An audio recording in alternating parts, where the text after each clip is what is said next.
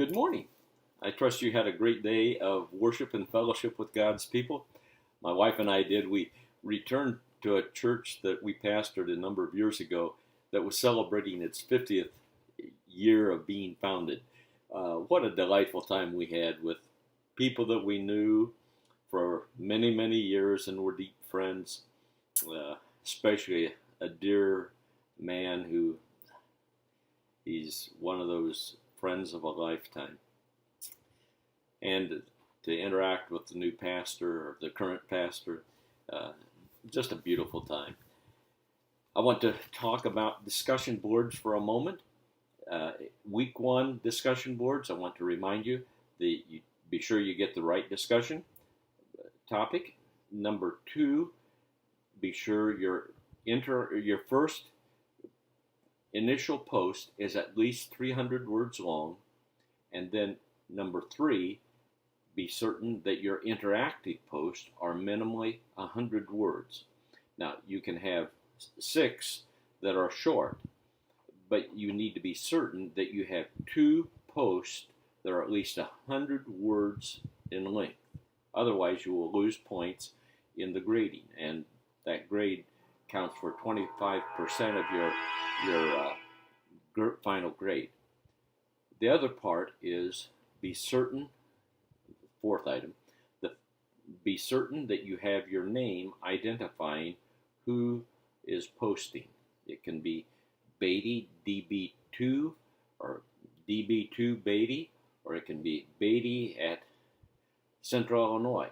I love creativity, but for purposes of discussion, it's helpful for me to understand when I go to grade your discussion boards tomorrow that I see that you are interacting with Kelly or you're interacting with Zach when I evaluate your participation in discussion boards. There's no points off this week if you don't have your name in the subject line, but next week there will be.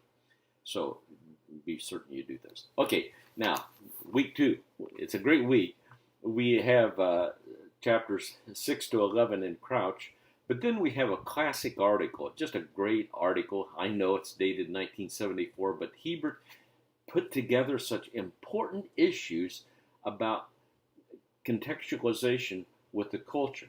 Now, he wrote it from a missionary perspective, but I have seen violations of these principles too many times in American churches. A pastor comes in, in fact, I'm counseling a pastor now who is dealing with the way he put it, a bull in a china shop, who came in to force his culture upon this church that's over a century old.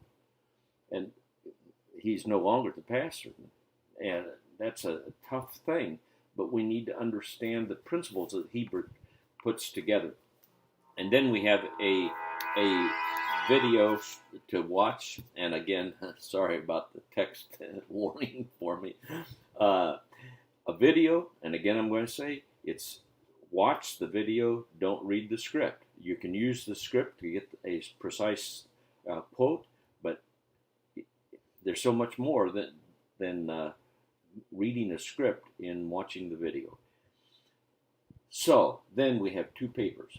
The first one is assignment number 1. It's to be a 3 to 4 page paper, and the description is clearly spelled out there in the assignment, except for it does not specify it is to be an MLA format, which all our papers are to be that, but it needs to be spelled out. And number 2, the citation of at least 2 resources. Now, we had resources last week, we have resources this week, but at least 2 citations. That means something from Crouch, something from the video, or something from last week.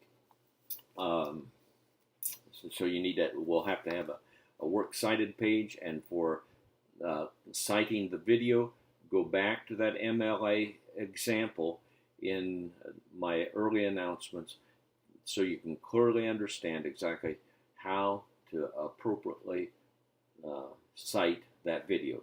And then the second one is answering 3 critical questions with critical contextualization from Hebert. I encourage you to use those 3 questions that are in the discussion, that in the assignment, as headers in your paper.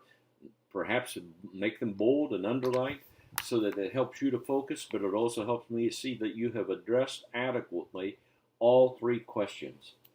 And then the discussion board is such an important one. How are you going to evaluate whether you have accommodated too much or too little in the process of local church ministry? And again, it has some great questions there for us to think about. So, it's a great week to begin to think about culture and how our church needs to live in that culture. God bless you. Have a great week.